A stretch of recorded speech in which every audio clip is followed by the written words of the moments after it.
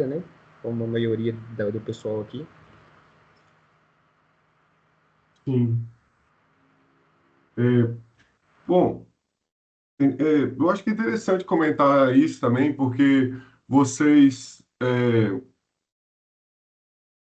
fazem esse formato também aberto, que é um formato que a gente também fazia na época, lá atrás.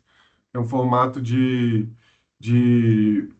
poder também receber gente que às vezes não tem ali a oportunidade de estar na FMG, ou, enfim, ou optou por outras carreiras ou outras áreas, né? Enfim, eu lembro que na época a gente tinha o grupo, que tocava o grupo aí, a gente tinha gente do jornalismo, tinha gente de várias outras áreas, né? Bem bacana esse diálogo aí, né?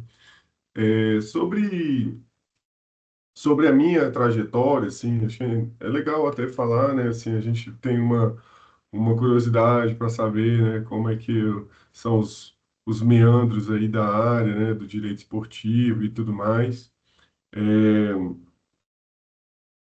com relação ao grupo de estudo, eu, como o Gabriel comentou, né, eu fui uma das pessoas, os primeiros ali entusiastas a tentar formalizar ou deixar aquela coisa um pouco mais regular, né, embora já existia ali algum movimento, mas ainda era muito pouco, muito incipiente, né? E foi quando eu fui para Belo Horizonte morei aí um tempo, né, para fazer o meu mestrado na época. E eu fiz um mestrado em Direito Internacional aí, com o professor Fabrício. Eu acho que o professor Fabrício nem dá mais aula aí, né? Não sei se ele está aí ainda. É, professor Fabrício Polido era um professor de Direito Internacional que dava aula aí, principalmente internacional privado. E E aí eu consegui, sem ter contato com ninguém, sem conhecer as pessoas daí, eu não era daí, né? Eu sou egresso da UNB, fiz direito aqui em Brasília, na UNB, e consegui entrar no mestrado aí para escrever, para falar sobre já direito esportivo também, né? Que é um tema que eu já pesquisava desde a graduação também. Então tem isso, assim, o direito esportivo, ele é um assunto que eu pesquiso desde a graduação. Igual vocês também, a maioria de vocês. Mas eu consegui na época, claro, na época, é, não é querendo bancar o velho nem nada, mas na época ainda era um pouco mais difícil, assim. Hoje tem muito mais material, tem muito mais grupos de pesquisa, tem muito mais possibilidades, a área cresceu muito, mas na época ali, 2010, 2009. A gente está falando aí de 15 anos atrás, as coisas ainda eram meio devagar, assim, no Brasil, né? O que que a gente tinha de pesquisa de fôlego, assim, a gente tinha muita coisa ligada ao TST, ao Tribunal do Trabalho, né? O direito esportivo ainda era bastante atrelado ao direito trabalhista, principalmente. E a gente tinha ali uma coisa ou outra com relação à parte contratual também. As discussões eram muito, direito de arena, direito de imagem, né? Aquelas coisas ainda bem iniciais, né? Hoje a gente tem um direito esportivo aí extremamente imbrincado aí com várias áreas, né? Extremamente complexo, assim. A gente tem direito esportivo que envolve é, várias outras áreas, né? Naquela época a gente até tinha, mas era uma coisa mais lateral, né? Hoje a gente tem no centro das discussões, né? A gente está vendo aí o STF decidindo os rumos aí da CBF, enfim, a gente está vendo aí ações de controle concentrado, né? Discutindo questões como essa ADI aí da CBF, enfim, a gente está vendo várias coisas que são mais centrais, né, também. Além, claro, de questões de direito privado, como questões de propriedade intelectual. Agora, o tema da moda é o tema das apostas esportivas, né? Imagino que vocês também já devem ter falado desse assunto. Não tem como fugir, né? São os assuntos da onda, né? Mas naquela época, assim, as coisas ainda eram meio iniciais, assim. E eu lembro que comecei a discutir mais esse assunto com um professor que na época entrou lá. Aliás, eu já pesquisava, já fazia, eu já tinha feito até um curso por conta própria, um curso de extensão e tal. Mas na UNB, no final da minha graduação, calhou de ter uma matéria também, de ter um professor que foi tocar isso lá. E ele trouxe, e ele trouxe esse tema do direito esportivo sob essa perspectiva da Lex Esportiva, né? Sob essa perspectiva de uma ordem jurídica transnacional e tal. Claro, só com doutrina estrangeira. Na época não tinha isso aqui no Brasil ainda, ninguém se falava muito sobre isso, né? Lex Esportiva era um termo que era muito mais utilizado para se referir ao conjunto de leis esportivas. Lex esportiva era associado até já antecipando um pouco o que eu ia falar, né, com relação ao conceito, lex esportiva era muito associado à Lei Pelé, né? Era muito associado ao ordenamento jurídico brasileiro, né? Digamos assim, sobretudo por conta da doutrina do Álvaro Melo Filho, né? O Álvaro Melo Filho, ele é o grande doutrinador brasileiro, isso aí vocês sabem, ou se não sabem e querem pesquisar, vão ter que saber, vão ter que estudar, pesquisar sobre o livro dele. Então, assim, a gente tem, mesmo que a gente viva já em 2025, a gente tem pessoas que é sempre bom a gente voltar para dar uma pesquisada, sabe? Eu acho que quem quiser anotar, o João Lira Filho é um autor também que é importante, assim, porque é um autor que escreveu muito sobre os primeiros normativos brasileiros da década de 40, sobretudo, lá, né, o decreto 3199 de 41, o Valé de Perry Filho, esses autores, né, o Manuel Tubino, principalmente. Então, essa era a doutrina mais, assim, acessada por nós, né? Principalmente esses, digamos, baluartes, assim, né? Então, esses autores, eles ainda não tinham essa perspectiva Alex esportiva. Porque, claro, o viés deles, a análise deles era outra, era distinta, né? Mas fora do Brasil já se trabalhava um pouco mais com essa noção de você entender como que o sistema esportivo brasileiro, o sistema esportivo transnacional, se consolidava cada vez mais. Até porque também a- até meandros de 2000, até o final da década de 90 ali, a gente não tinha ainda nem o TAS consolidado. Claro que já existia o TAS, etc. Já estava lá julgando na Suíça e tudo mais, mas ele não estava consolidado, assim, ele passou por vários processos. Eu até trouxe aqui, mas vários processos. Inclusive, ele está passando por um processo agora, novamente, processos de, como é que eu posso dizer? De afirmação. Então, a gente nem conseguia muito falar sobre leque esportiva porque a gente não tinha ainda é, esses mecanismos tão desenvolvidos. E aí, voltando, eu fiz a minha graduação em Direito, fiz a minha monografia de final de curso em Direito Esportivo já sobre lex esportivo, isso lá em 2012, por ali, 2012, 2013. Aí fiz minha monografia nessa área e advogava nessa época e tudo mais. E aí vim para a UFMG, fui para a UFMG, né? Onde eu fiz o meu mestrado trabalhando esse assunto, mas trabalhando sob a perspectiva dos conflitos existentes entre a lex esportiva e outras ordens jurídicas.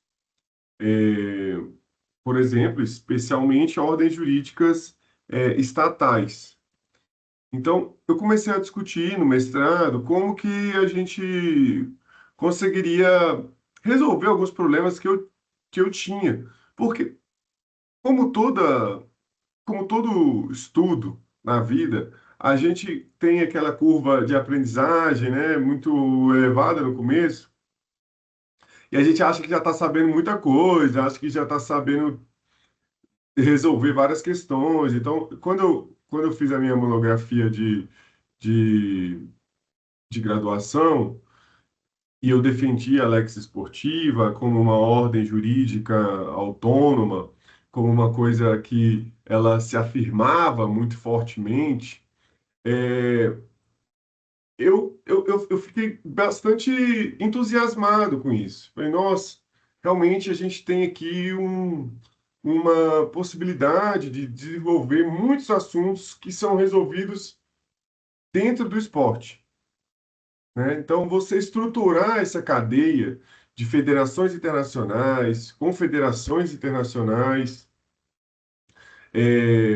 confederações nacionais, federações internacionais, você estruturar toda essa pirâmide e tudo mais, que hoje é uma coisa mais batida, assim, mas há 15 anos atrás ainda não tinha tanta gente que desenvolvia essa estrutura, era bastante interessante, era bastante promissor. Só que eu comecei a perceber que várias questões, na hora do vamos ver, na hora que apertava ali, o esporte muitas vezes não dava conta de resolver. É, por exemplo, falando de uma forma bem rápida, é, a questão da própria criação da Agência Mundial Antidopagem, lá em 2009, né, a WADA, ela precisou, para ser desenvolvida dessa forma, ela precisou de uma reunião entre países, foi um trabalho diplomático muito bem feito entre os estados, para ratificação da convenção, como um instrumento de direito internacional, público, etc.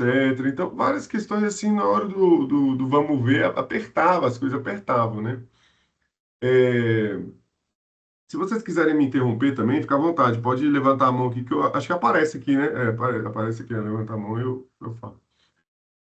Então, quando eu fui fazer o mestrado lá aí na UFMG, na 2015, 16, 2015,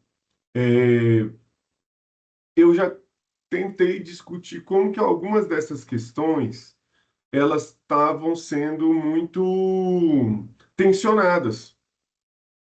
Existia uma tentativa de regulação, de autorregulação do esporte, mas também existia uma pressão do Estado, uma pressão de tribunais, uma pressão de outras entidades, para que essas questões fossem resolvidas de acordo com o que cada ordem jurídica, digamos assim, entendia ser melhor, né? Então eu foquei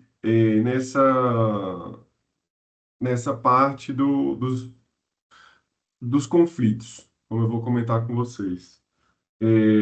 Quando a gente for falar do assunto mesmo, do tema, né, eu vou trazer aqui, eu até trouxe aqui um PowerPointzinho aqui adaptado de umas outras palestras que eu já dei sobre o assunto, assim, talvez alguém aqui até já tenha ouvido em alguma palestra em algum lugar, mas eu vou trazer mais de uma forma panorâmica, assim, para a gente poder não se alongar muito.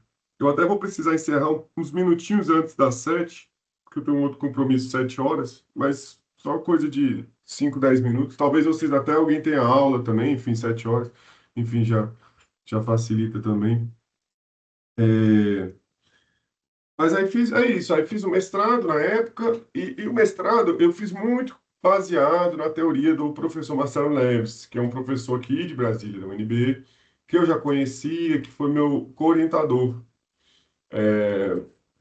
E o professor Marcelo Neves, que é um constitucionalista, né, bastante conhecido, a obra dele ela tem bastante eco no constitucionalismo, principalmente europeu, mas no constitucionalismo internacional. E ele é um professor que busca discutir o constitucionalismo a partir da solução de problemas constitucionais, de questões constitucionais, não necessariamente sob a ótica de uma construção, como é que eu posso dizer, unitária de ordenamento jurídico, sabe? ordenamento jurídico constitucional brasileiro e tudo mais. E aí, fiz o mestrado com ele. Na época, eu advoguei um tempo também, alguns anos na área. É, advoguei em Belo Horizonte, advoguei em Brasília também. Trabalhei nessa parte de. Trabalhei bastante nessa parte de defesa de atletas acusados de dopagem, doping, tribunais de justiça desportiva na época também, e essa parte também contratual, parte trabalhista também, atuei um pouco nessa parte trabalhista, embora menos. Meu foco sempre foi um pouco mais na parte mais civil e federações, confederações, etc. E aí eu voltei para Brasília, só falando sobre a minha trajetória. Voltei para Brasília depois do final do mestrado, e depois de um tempinho eu voltei para Brasília. Em Brasília em Brasília eu fui trabalhar, como o Gabriel falou, em Brasília eu trabalhei um tempo alguns anos, 2 anos por aí, como consultor jurídico e de advocacy da REMS, que é uma rede de organizações do terceiro setor, né? Organizações da sociedade civil, todas do esporte, né? Também. Então, foi uma época que eu tive um trabalho mais voltado para esse lado do esporte, que é um lado bem diferente, né? Porque é um lado mais do assessoramento dessas instituições, que são instituições, algumas muito estruturadas, algumas que atuam já há muitos anos, sobretudo com mecanismos de incentivo, fundos, leis de incentivo e organizações grandes como é, Instituto Guga Kirten. Até encontrei ontem com o diretor do Instituto Guga Kirten, um grande amigo meu que esteve ontem lá no Senado e a gente encontrou, então, o pessoal que vive o esporte, principalmente o esporte ali de formação, né, de crianças e tudo mais. Organizações como o próprio Instituto Reação, né, que era um instituto que a gente trabalhava bastante também lá do Flávio Canto. Então, vários institutos, Rubinho Barrichello, vários institutos desses maiores, assim, então eu acredito que vocês que estão, né, querendo trabalhar na área também, ou já trabalhando, é, é uma área que é interessante também a gente, né, observar e ficar, se preparar também para estar ali trabalhando com isso, assim, sempre surgem oportunidades, assim, de atuação nessas áreas, de alguém que precisa é, formular um projeto, uma lei de incentivo, trabalhar numa defesa administrativa, trabalhar, por exemplo, numa defesa perante algum tribunal e algum órgão de prestação de contas, trabalhar com essa questão da prestação de contas. Então, são áreas interessantes também. São áreas pouco faladas também, eu acho, né? A gente às vezes fica muito no mainstream ali do futebol e tudo mais, que, claro, é o que mais se fala por aí. Aí, sobre a minha trajetória, durante um período, também mais alguns anos, eu, eu formalmente, profissionalmente, embora não academicamente, embora não nas minhas pesquisas, mas profissionalmente, eu saio da área do direito esportivo, e vou trabalhar no STF. É, eu recebo um convite para trabalhar lá no STF de um ex-colega que já tinha trabalhado comigo, porque estava saindo, precisava me indicar alguém. E aí eu fui ser assessor do ministro Marco Aurélio. Na época, o ministro Marco Aurélio já estava também nos seus últimos anos. Eu fui assessor dele uns 2 anos. E depois eu fui assessor do ministro André Mendonça, que foi quem o substituiu, né? Porque eu já estava no gabinete, né? O ministro André assumiu, me convidou alguns assessores que já estavam para continuar na equipe. E a gente continuou. Eu fiquei mais uns 2 anos quase ali com o ministro André, e, e aí eu passei nesse concurso da consultoria legislativa do Senado. É, passei em primeiro lugar nesse concurso. É um concurso para uma vaga, era um concurso para uma vaga. Acabou que chamaram mais. Hoje nós somos três que foram chamados. É, e é um concurso que ele é dessa área, digamos, do esporte. Deixa eu ver. Tá. Eu achei essa pergunta aqui nem é para mim, não, é para vocês, é da organização, né? Do Felipe. É, então, foi quando eu, em 2023, exatamente em maio de 2023, tem 2 anos, exatamente na minha posse, eu tomei posse na consultoria legislativa do Senado, num concurso que ele é dividido por áreas. São, são 20 áreas, 21 áreas mais ou menos. Então você tem lá tributário, constitucional, empresarial, é, educação, meio ambiente, saúde, várias áreas, economia, microeconomia, finanças, muitas áreas dentro desse concurso. Uma dessas áreas é esporte e cultura, que são agrupadas em uma área só. Então, eu prestei esse concurso e lá estou já há 2 anos. Estava lá agora há pouco no Senado também. Vim para casa agora para falar com vocês. E lá no Senado eu trabalho com essas demandas, tanto de esporte quanto de cultura. Eu acabo ficando um pouco mais no esporte, né? Porque eu e um outro colega somos, digamos, os especialistas da área de esporte, assim, que já trabalhávamos com esporte. E aí a gente trabalha prestando a assessoria, a consultoria aos senadores, às comissões, às equipes técnicas ali dos gabinetes, nos projetos, nos trabalhos que tratam, que versam ali sobre esporte, né? É, então, é um trabalho extremamente gratificante, assim, extremamente que eu me sinto realizado ali dentro do esporte, com certeza, dentro do serviço público.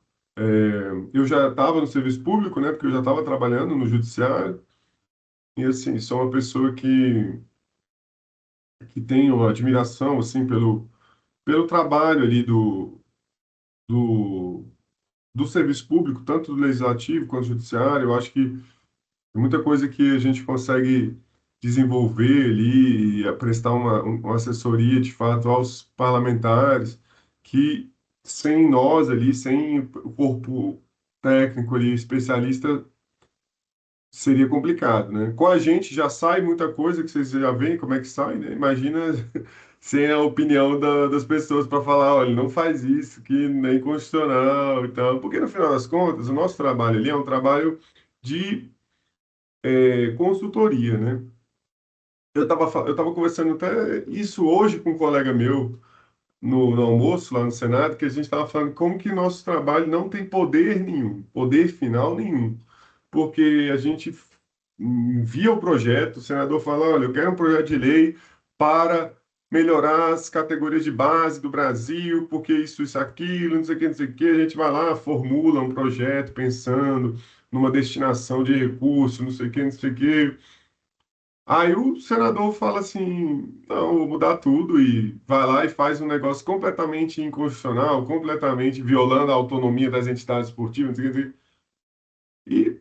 E pronto, entendeu? Assim, o nosso trabalho ali a gente não tem, é que nem eu falo, no legislativo a gente, e no executivo também, a gente não tem o voto, né?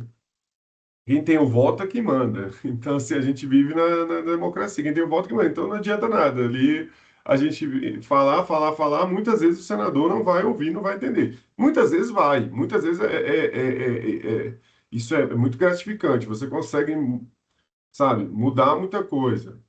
Eu lembro, assim que eu entrei, eu lembro que, por exemplo, teve uma senadora que queria fazer um projeto de lei para criar uma categoria de atletas trans. E aí ela chegou para mim lá a demanda, olha, criar um projeto de lei para fazer uma categoria de atletas trans e, e uma reunião com o consultor. Pediram uma reunião com... Aí eu fui fazer a reunião, né? E eu tinha escrito sobre esse assunto há pouco tempo, né, no meu mestrado, etc. Eu falei, olha, senador, assim, esse projeto é um projeto que ele tem bastantes possibilidades de ser tido como inconstitucional, porque isso viola a autonomia das entidades esportivas. As entidades esportivas é que têm a capacidade para fazer esse tipo de regulação. Além do mais, o Brasil pode ser penalizado porque a gente é signatário, né, de um pacto esportivo, etc, etc. Enfim, no final das contas, a senadora e a equipe que tinha sido provocada por uma associação de mulheres, que, segundo ela, estava falando, algumas mulheres estavam falando que as atletas trans estavam tirando as mulheres, enfim, aquela coisa da pressão do parlamento, ela estava tentando ali agradar as mulheres. Ela falou para mim, ah, não, então faz uma nota para mim, uma nota técnica, explicando isso daí que eu vou ver. Aí, no final das contas, eu fiz a nota e consegui que ela tenha ficado satisfeita. Então, assim, a gente consegue ali mudar ainda muita coisa, muita coisa. Então, assim, o trabalho é bastante dinâmico. Participei, por exemplo, diretamente da CPI das apostas e manipulações esportivas. Estive dentro desse furacão aí durante um ano e pouco. É, Graças a Deus acabou isso mês passado, foi em abril que terminou. Então, participamos ali, éramos eu e mais dois consultores ali, trabalhando, escrevendo o relatório, escrevendo as perguntas, etc, etc. E, enfim, é um documento que está até público, quem tiver interesse aí, se você digitar aí, eu acho que deve aparecer, Senado, relatório, CPI, da manipulação dos resultados, né? Porque agora no Senado está tendo a CPI das bets, que é uma outra CPI, né? Com outros colegas que estão trabalhando e tal, que tem um outro viés, né? Inclusive, semana que vem eles vão receber aquela influenciadora lá, a Virgínia. Então, porque é isso? São temas que estão muito ali em voga, né? Então, você vai trabalhar com muito assunto diferente dentro do esporte. Hoje mesmo eu estava de manhã no gabinete da senadora Leila para tratar sobre esporte de base, um assunto que ela está tentando ver algumas questões com relação a isso. Então, você, ao mesmo tempo, vai num negócio e vai em outro negócio, é isso, vai apostas esportivas, manipulação, aí quando vê, está trabalhando com esporte eletrônico, aí quando vê, já está mexendo com destinação de recursos de loterias, enfim, o esporte é muito, muito amplo, né, nesse aspecto. E agora a gente vai ter discussões importantes também, que estão vindo aí, especialmente na questão da Lei Geral do Esporte, Lei Pelé. Então é algo bem interessante para vocês acompanharem.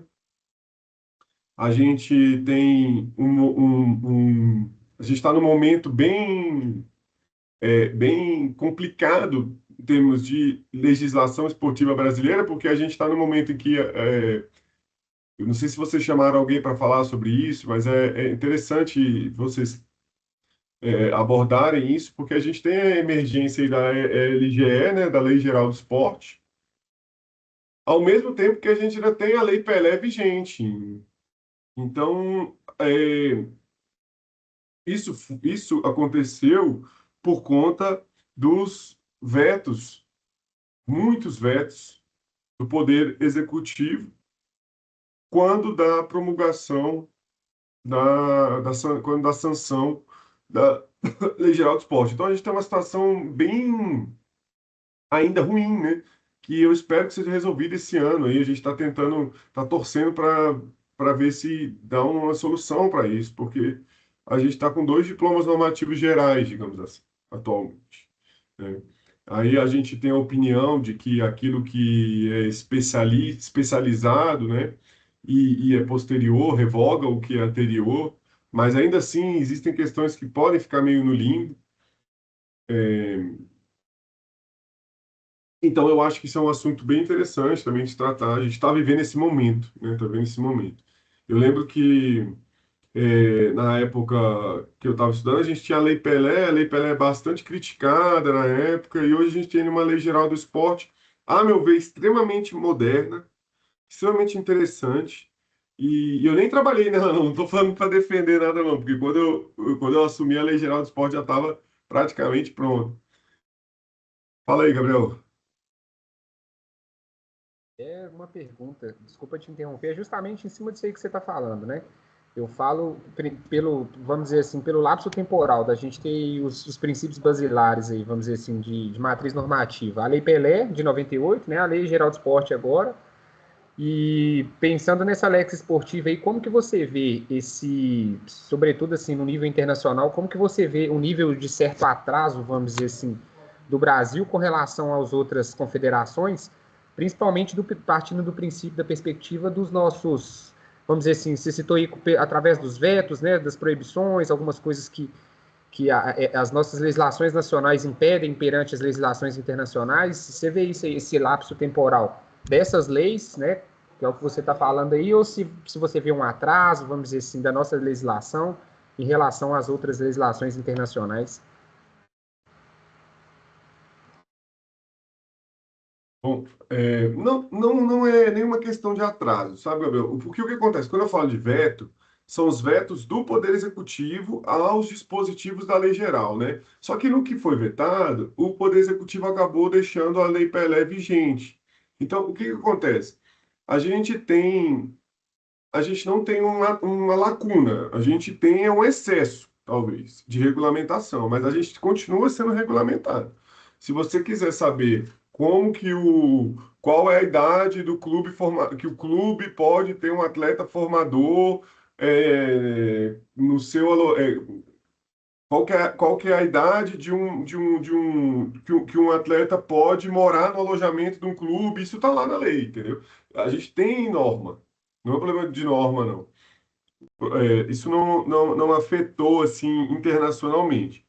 A meu ver, afetou afeta é no dia a dia, são a resolução de questões, de soluções, né? Às vezes a gente tem dois diplomas disciplinando de uma forma distintas e tal. Mas daí para ter algum tipo de sanção, até porque as normas, como a gente vai falar, as normas que regem a Lex Esportiva, elas são muito mais transnacionais do que propriamente nacionais. Claro que o nacional também influencia, mas são muito mais transnacionais. É questão de, por exemplo, janela de transferência, esse tipo de situação que é uma situação que a lei não regula tanto, sabe? É, bom, enfim. E aí, gente, voltando um pouco para o tema, né, que a gente vai bater um papo, eu, eu acho que eu vou compartilhar minha tela com vocês, que aí eu tenho uns slidezinhos aqui. É, vocês estão conseguindo ver aí esses slides? Sim. São, né?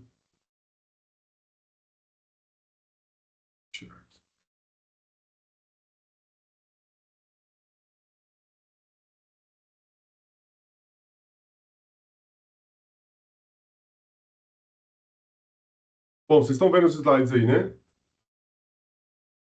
Estamos. Beleza. Eu vou Perfeito, passar, eu perfeito. vou trocar uma ideia com vocês então, com relação a esse tema, esse conceito, né? Se vocês me permitem. Se vocês quiserem também algum outro tipo de abordagem ou algum outro tipo de, de, de conversa sobre outra coisa, também vocês ficam à vontade. Aqui é muito bate-papo, né? A gente não tem, não é aula de nada, né? Enfim, se vocês quiserem, não, vamos falar sobre experiência lá no Senado, no esporte, como é que tá, a gente fala também, entendeu? Por mim, não tem problema nenhum. Eu estou aqui à disposição de vocês. Eu estou falando sobre esse assunto, especificamente Lex Esportiva, porque foi o assunto que vocês me indicaram lá no convite, né, do grupo.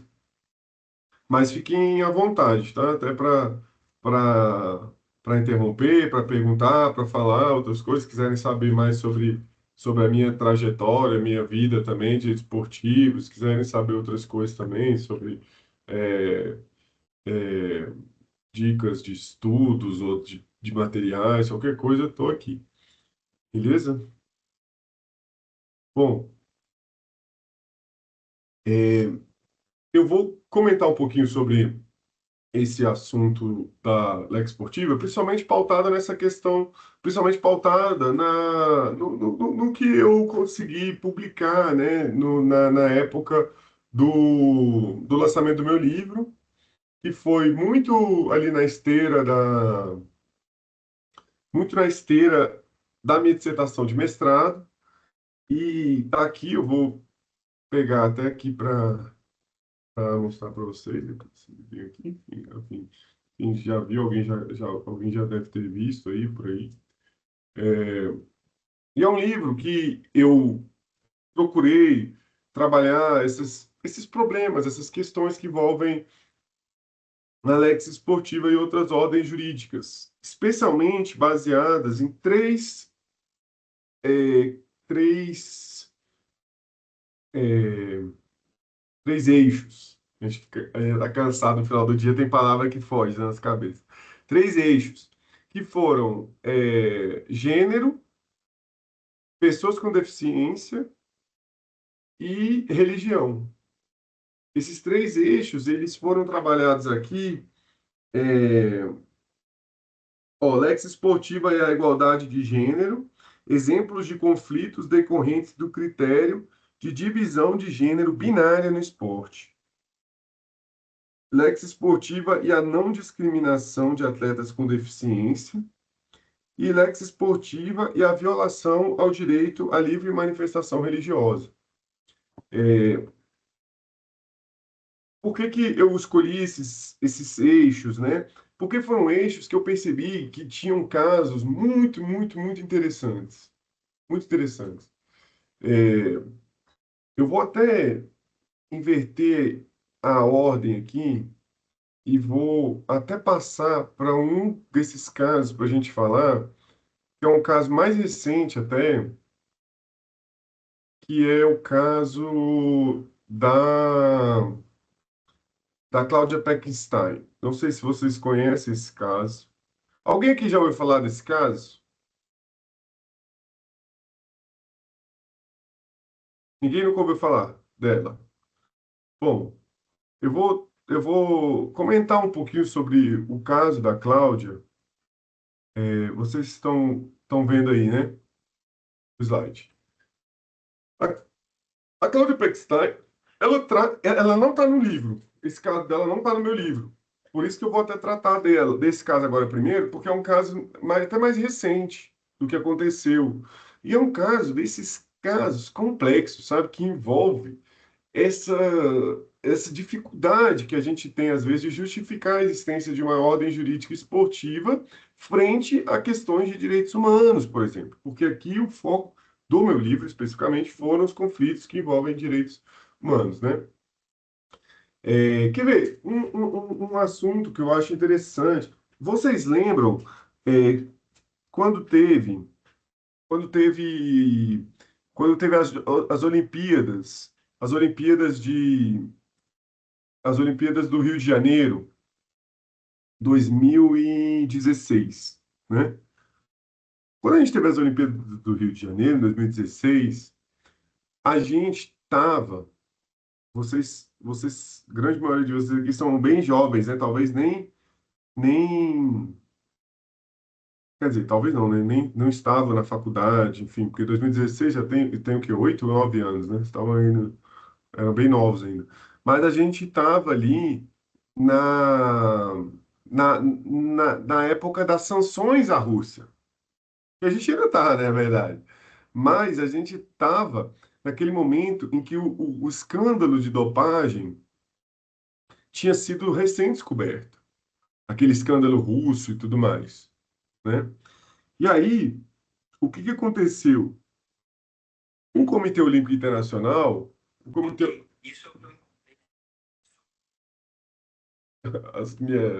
o celular aqui falou alguma coisa do nada. O Comitê Olímpico Internacional falou assim: eu vou ter que suspender a Rússia dos Jogos Olímpicos. Vou suspender a Rússia dos Jogos Olímpicos. Por quê? Porque, na época, o Comitê Olímpico Internacional, ele entendeu que os atletas russos, eles não tinham como demonstrar que eles estavam limpos, entre aspas. Por quê? Porque os testes que eles haviam feito, os testes de dopagem, eles haviam sido, a grande maioria deles, conduzidos por laboratórios e a organização né, russa, a Russada, falando a brasileirando. Então, o que que acontece? Eles falaram o seguinte: poxa, já que a gente não tem uma prova contra esse atleta, que esse atleta está se dopando, como é que a gente vai condená-lo? Como é que a gente vai aplicar uma sanção a ele? Bom, a gente vai fazer o seguinte: a gente vai obrigar todos os atletas russos a competirem sob a bandeira neutra. Vocês lembram disso? Já ouviram falar disso? Mas essa proibição atingia atletas que não tinham nenhum resultado analítico adverso, lá, nenhum resultado de dopagem. Um desses atletas era a Yelena Zimbaeva. Vocês lembram dela? Já ouviram falar dela? Grande saltadora com vara, né? A Zimbaeva, maior de todos os tempos, tudo mais. E a Zimbaeva, ela falou assim: não, isso é um absurdo, isso é um absurdo. Eu vou competir e eu vou competir com a bandeira russa, porque eu não tenho nenhuma condenação por dopagem. Eu me submeti a trocentos exames nos últimos 5 anos. Ah, mas os exames que você fez não eram isentos, porque foram conduzidos pela Federação Russa. Ué, mas foram os exames que me impuseram. Fiz todos os exames, fiz os exames também da Federação de Atletismo, fiz todos os exames e eu não vou competir? E aí o Tribunal Arbitral do Esporte, o Tribunal Arbitral do Esporte ainda julgou o caso. E aí eu pergunto para vocês, eh, se vocês fossem, por exemplo, advogados da Zimbaeva, contratados por ela chegasse para vocês e falasse assim, olha, isso é um absurdo, eu não tenho uma prova contra mim e eu não vou disputar as Olimpíadas com o meu país, pelo meu país, o que que vocês fariam? Entende? O que que vocês pensam sobre esse assunto? Veja, os Jogos Olímpicos são no Rio de Janeiro. Aí o advogado vai falar assim, pô, eu vou entrar com uma ação no TJRJ. Não, eu vou entrar com uma ação aqui na Justiça Federal do Rio de Janeiro para conseguir um liminar para você competir, porque a sede dos Jogos é aqui. Ah, não, mas a sede do COI é na Suíça. Eu vou entrar lá na Suíça, mas a Suíça vai impor uma decisão para ser cumprida lá no Rio de Janeiro. Não, então eu vou entrar na Rússia, porque eu sou da Rússia, eu sou russa, meu país é esse, eu vou entrar, eu vou conseguir uma decisão favorável na Rússia, e essa decisão eu vou levar para o COI e vou falar assim, ó, vocês vão ter que me engolir. Então, vejam, vocês percebem algumas situações que a gente tem aí, de um lado, um direito fundamental, né, porque você tem ali um direito à presunção de inocência, né? Você tem o direito ao trabalho, etc. E, outro lado, você tem o esporte falando assim, não, a minha regulação é essa, e quer, não quer, procura outro, outro comitê. Então, esse tipo de problema, esse tipo de situação, me parece bem interessante da gente tentar discutir e ver como que como que o esporte ele se torna muitas vezes poroso ali, sabe? Que ele vai sofrendo influências e tudo mais de outras ordens jurídicas, sabe? Por isso que eu até pensei em começar com algum exemplo prático, que a gente pode, né, deixar a coisa um pouco mais palpável, em vez de falar de uma teoria que eu posso tratar aqui também com vocês, né? Bom, qualquer coisa vocês me interrompem aí, viu, gente? Fiquem à vontade. Vou pegar aqui o caso.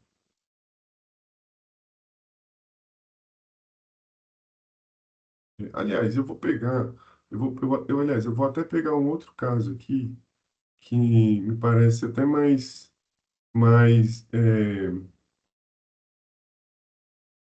emblemático. O caso, por exemplo, aqui o caso clássico aqui do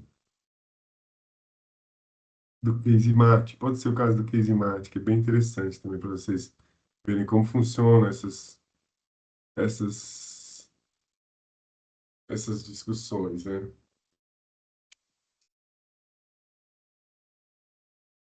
Alguém já ouviu falar desse caso? Desse atleta? Bom, vou comentar com vocês desse caso, desse atleta, que é um caso bem interessante que mostra essa dicotomia, né? Se der tempo, eu comento também de outros casos.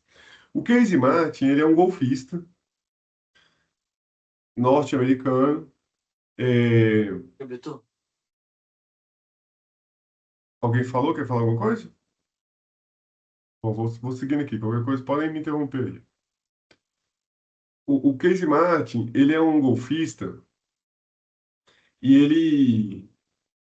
ele atuava nos Estados Unidos, jogava golfe vou até pegar aqui para relembrar com vocês. Ele jogava na PGA Tour, né, para praticar um golfe nessa competição. E o Casey Martin, ele tinha uma doença. Ele tinha uma doença que chamava, deixa eu ver se eu coloquei o nome da doença aqui. É, é, o Casey Martin tinha uma doença que chamava Síndrome de Klippel-Trenaunay-Weber, que era uma doença degenerativa que causava uma desordem circulatória e obstruía o fluxo de sangue para o coração, o que levava a uma atrofia da sua perna direita. Então ele tinha uma dificuldade de locomoção, né, gente? E vamos combinar, né? O golfe é um esporte que você tá lá batendo a bolinha, né? Mas você anda bastante, né?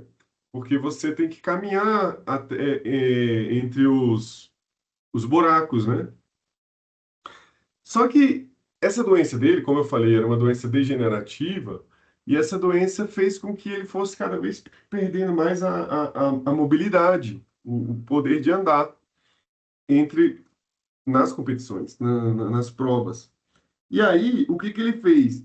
Ele passou a pedir para os organizadores das competições que abrissem uma exceção e deixassem ele utilizar um carrinho para andar entre os holes, né? Os buracos lá do coisa, da competição. Só que a PGA Tour, ela negou. A PGA Tour, a principal organizadora, ela negou isso daí, calcada em quê? O que que vocês acham que a PGA falou para negar isso daí? Justificou. Bora, gente. Tem 80 pessoas aqui, ó. Agora que eu vi, tem 80 pessoas aí. O que vocês acham, assim? Se vocês estão no lugar da PGA e o atleta fala assim, eu queria um carrinho de golfe, porque eu tenho uma doença, não consigo andar. E aí, vocês são advogados da PGA Tour. A PGA Tour pergunta para vocês, só que a PGA quer negar. O que vocês acham que vocês justificariam? Acho que talvez uma questão de isonomia, né? No sentido de que se abrir um precedente, pode ser que tenha que começar a fornecer para todos os atletas. É uma ideia. Alguém quer complementar com alguma coisa? Ou também que, seguindo a lógica o esporte poder se regular, tá lá no regulamento da PGA que não pode, não importa se o grau do problema dele está escrito lá, algo proibido para todos os competidores. É. Bom, exatamente, gente, é isso mesmo. Assim, foi uma questão de igualdade e, sobretudo, de vedação à vantagem injusta, né, que é um dos princípios, Alex, esportivos, os princípios do esporte, né? Um dos princípios do esporte é exatamente essa vedação à vantagem injusta. Você tem vantagem no esporte, tem vantagem. Entre as pessoas tem vantagem. O cara mais alto ele vai ter uma vantagem contra o cara mais baixo no vôlei, por exemplo. Mas essa vantagem é justa ou é injusta? Isso é um assunto que o esporte trata, né? E aí a PGA ela negou. Só que o Casey Martin, americano, ele falou o seguinte: não, não. Eu sou um cidadão norte-americano. A PGA está sediada nos Estados Unidos e ela tem que seguir o Estatuto das Pessoas com Deficiência americano, que lá nos Estados Unidos se chama American with Disabilities Act, o ADA. Então, se vocês estão me discriminando. E o que ele fez? Ele foi no judiciário americano e levou o caso ao judiciário americano. E o judiciário americano, ele teve que se deparar com essa questão, né? Qual que era a questão que se colocou ali?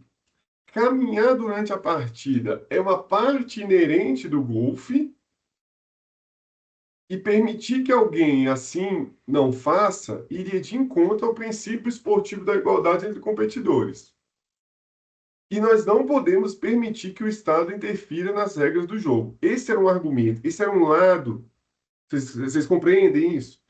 O jogador falava o seguinte: um dos jogadores das teses falava o seguinte: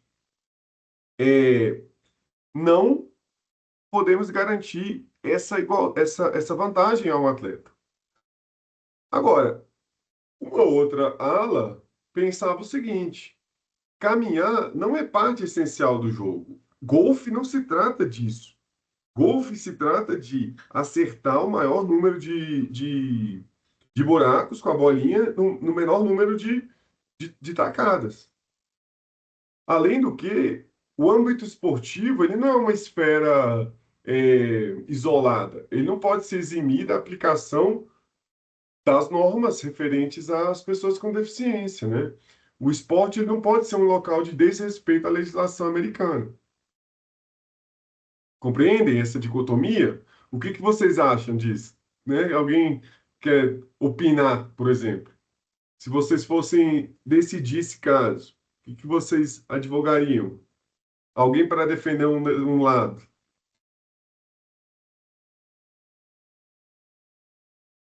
Estão vendo aqui meus slides, né? Sim. E aí, o que vocês acham? Pode falar. Gente.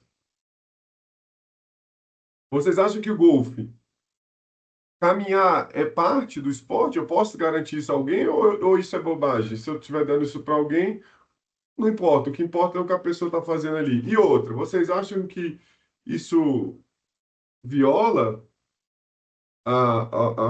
o Estatuto de Pessoa com Deficiência? Cara, eu nunca parei para assistir uma partida de golfe. Concorda com a tese de que andar não O pode Rodrigo falar Moreira assim. falou, concordo com a tese de que Concordar com andar ele não também. faz parte do objetivo do jogo, né? Então você daria para ele um carrinho tranquilo. Então, o que eu ia falar é o seguinte: eu nunca parei para assistir uma partida de golfe, mas eu acho que um ponto que deveria ser avaliado aí nesse caso é se a distância que os participantes percorrem interfere no cansaço deles na hora de jogar a próxima bola, porque se sim, seria uma coisa relevante, de fato. O desgaste físico, ao final, na última bola, talvez o cara tenha um desgaste maior do que o que não percorreu numa distância, por exemplo. Sim, é uma tese. Defensável. Quem mais acha? O Luiz Gustavo também acha. Bom, o que que acontecia nesse caso? Até vou pegar aqui para lembrar com vocês. A PGA, ela alegava que, embora o carrinho fosse até permitido em campeonatos para atletas mais velhos, no alto nível competitivo, a imposição da caminhada durante o circuito era um diferencial para avaliar a performance dos competidores, como mencionado, né? Ah, só para lembrar para vocês que esse caso, é isso que é interessante, ele foi subindo, esse caso foi subindo, foi subindo. O primeiro que analisou esse caso foi, é, o primeiro que analisou esse caso foi, é, eu não estou encontrando aqui, mas foi um juiz de primeira instância, obviamente, mas o caso chegou na Suprema Corte. O caso chegou na Suprema Corte Americana. Então, isso que é interessante. A Suprema Corte Americana, que julga pouca coisa, a gente sabe disso, não é igual a Suprema Corte Brasileira, que só o gabinete que eu trabalhava lá tinha 5.000 processos na época. Imagina, 5.000 processos, 11 ministros. A Suprema Corte não é assim, né? São coisas muito específicas. A Suprema Corte Americana pegou para analisar esse caso e julgou esse caso. E a Suprema Corte, ela entendeu o seguinte, ela rejeitou esse argumento da performance, falando o seguinte, que inúmeros outros fatores contribuem para o resultado da competição, não sendo possível atribuir a essa característica um fato determinante para a vitória. E dois, estudos científicos indicavam que o esforço físico decorrente do caminhar era praticamente insignificante na prática do golfe. Então, a Suprema Corte ela acabou entrando no mérito esportivo, sim. Ela acabou se debruçando sobre isso é inerente ou não é inerente à prática esportiva, sabe? E aí, o que aconteceu? A posição majoritária que prevaleceu, ela entendeu ter havido um ato discriminatório que não conformava uma exceção permitida, pois a utilização do carrinho de golfe não alteraria o caráter fundamental do esporte. A corte proferiu, então, uma decisão dividida, 7-2, 7-2, conferindo a Martin o direito de utilizar o carrinho nos circuitos de golfe organizados pela PGA. As posições antagônicas foram lideradas no lado vencedor pelo juiz Paul Stevens e no lado minoritário pelo famoso juiz Anthony Scalia. Eu vou até colocar aqui, ó, a posição do Scalia, que foi a posição vencida, não a vencedora, foi o seguinte: por que não poderia a PGA promover um novo jogo com regras distintas? Se o público não gostar das novas regras, se ele acreditar que essas novas regras não avaliam as habilidades individuais dos golfistas, ele pode simplesmente retirar seu apoio. Mas regras são regras. Mais ou menos é aquele argumento que quem que falou? O colega falou, né? Tá no regulamento, o João, né? É um argumento, tá no regulamento. Foi o mesmo argumento do Antônio Scalia. Regras são regras. Elas são, assim como em outros esportes, inteiramente arbitrárias e não a base sobre a qual qualquer um, nem mesmo a Suprema Corte Americana, pode declarar que uma ou outra regra não é essencial, caso o organizador considerar que é essencial. Essa foi uma tese, mas foi uma tese que perdeu.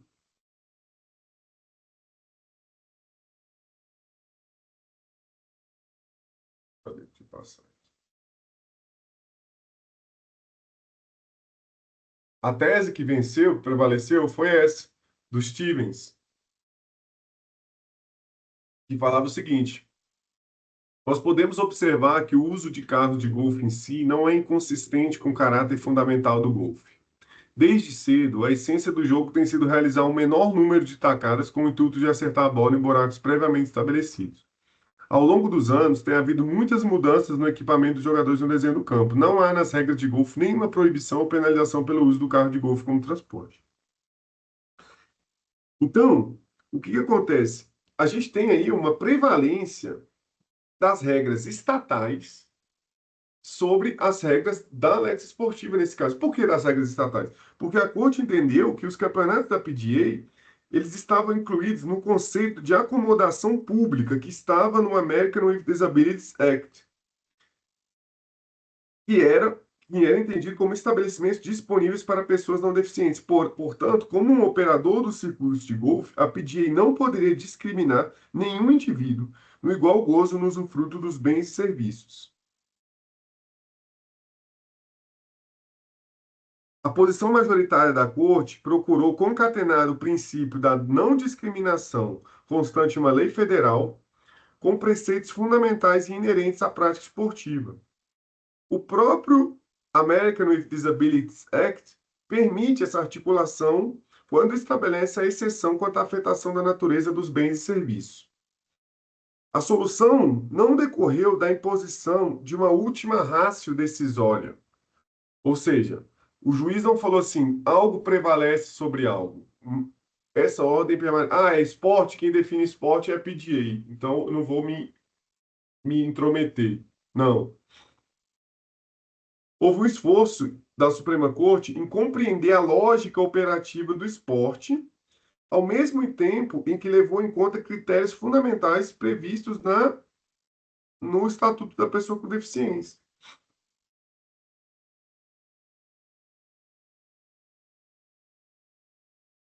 Eu até coloquei aqui, a posição dissidente do Anthony Scalia não considerava o título do ADA aplicável ao caso. Na visão do Scalia, o Martin não seria alguém consumindo, um consumidor adquirindo entretenimento e praticando atividade, mas sim um atleta profissional, que estaria inclusive vendendo o seu próprio entretenimento. O que chama atenção nesse posicionamento dissidente é a separação que é feita entre a ordem transnacional esportiva e o ordenamento jurídico estatal. Ou seja, a autonomia do sistema esportivo é mantida incólume, é mantida intacta. Há essas irritações, essas provocações de uma outra ordem, né?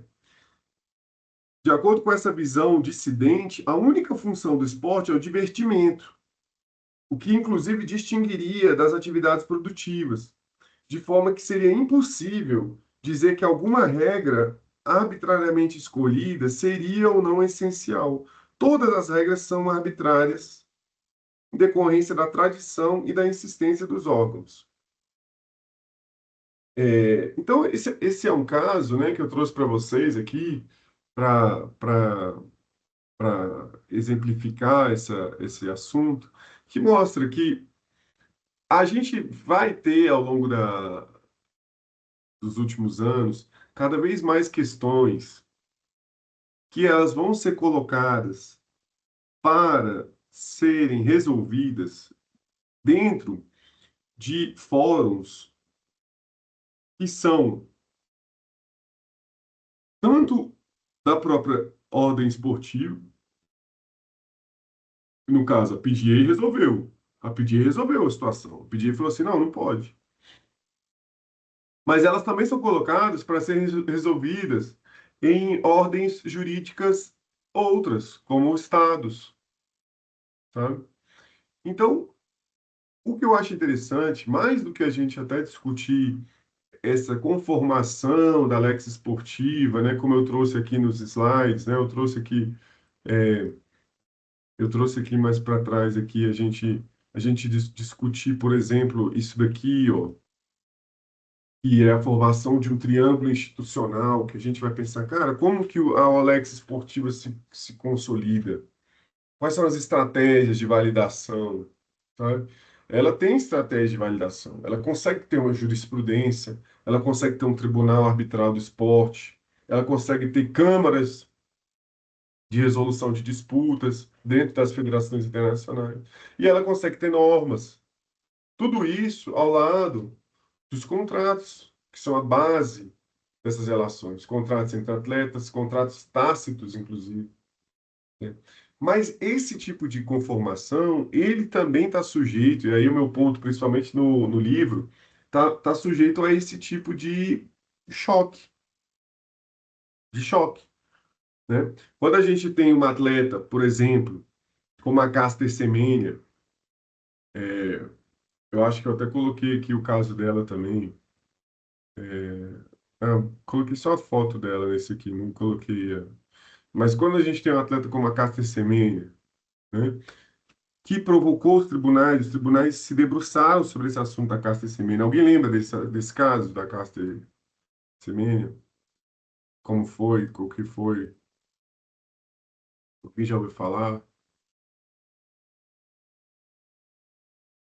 O caso que envolve uma atleta sul-africana, Caster Semenya é da África do Sul, e é uma atleta que tem naturalmente, ela nasceu assim, naturalmente ela tem uma elevada produção de testosterona. A testosterona dela, ela é mais alta de forma natural. Essa condição é chamada de hiperandrogenismo. É uma condição que atinge mulheres, ó, em todo o mundo, mas quando atinge mulheres do alto rendimento do esporte, promove debates, questões.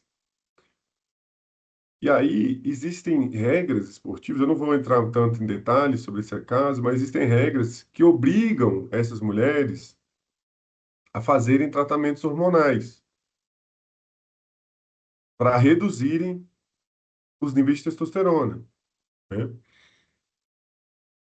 Mas ela e outras atletas entendem que isso viola direitos fundamentais, viola direitos humanos, porque eu posso ser obrigado a fazer um tratamento hormonal quando eu tenho uma produção endógena natural.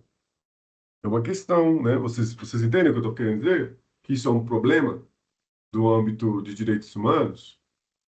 Pô, eu nasci assim, cara. Eu nasci assim, eu vou ter que me submeter a isso agora, entendeu? Se o Messi nasceu como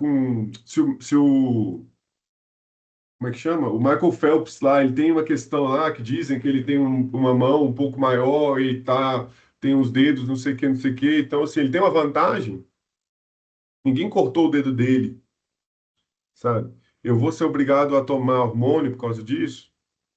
Então, esse tipo de situação, ela levou primeiro aos tribunais esportivos. Primeiro ela leva às federações, as federações negam, ela leva ao tribunal tais e tal. Depois ela vai para os tribunais estatais e aquilo vai virando uma guerra, entende? Então, esse tipo de situação, que são situações que me parecem bem interessantes, bem complexas.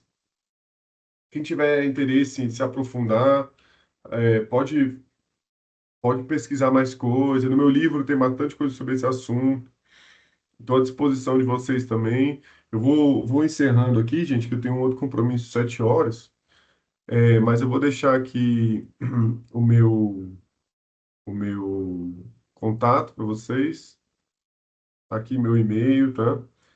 Quem quiser anotar, pode mandar um e-mail. Estou à vontade, estou super à disposição. A Marina tem meu contato também, que ela falou comigo. Estou à disposição de vocês aí. Parabéns para vocês pelo conduzir aí, né? Vocês aí, pô, uma reunião aí com 80 pessoas, nunca a gente teve nem perto disso na minha época. Então, assim, realmente muito feliz de ver isso. E eu sei que vai sair bastante gente preparada, gente que vai atuar na área. E é isso, gente. Obrigado. Vinícius, a gente que